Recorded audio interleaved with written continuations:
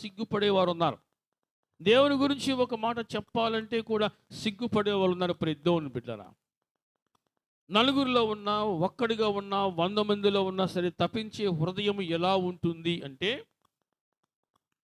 ఆయన ఎవరో, ఆయన ఎలా ఉంటాడో నేను చూడాలి, యేసు ఎవరో అని చూడగోరేనో. దేవుని బిడ్డలారా, అక్కడ ఎంతమంది జన సమూహం ఉన్నారో అంతమందిలో కూడా ఉండి నేను ప్రభువును చూడాలి, నేను ప్రభువును కలవాలి, ప్రభువుతో మాట్లాడాలి అనేది తప్పించే హృదయము. అలా అనుకునేది తప్పించే హృదయం.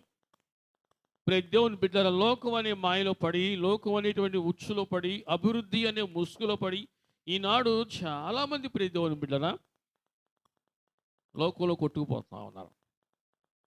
లోకంలో కొట్టుకుపోతూ ఉన్నారు. ఇక్కడ మనం చూస్తూ ఉన్నాం, యేసు ఎవరో అని చూడగోరెను. ఆ తప్పించే హృదయం ఎలా ఉంటుంది అంటే, ఆ తప్పించే హృదయము ఏమి కోరుకుంటుంది అంటే, దేవుని బిడ్డలారా, ప్రభువుని నేను చూడాలి. అది అంతటితో ఆగలా. ఎందుకంటే ప్రభువును చూడలేకపోయాడు. అలాగని ఆ ఆశ చావలా, ఆ తపన ఆగలా, ఆ కోరిక చావలేదు. దేవుని బిడ్డలారా, మనం చూస్తున్నాం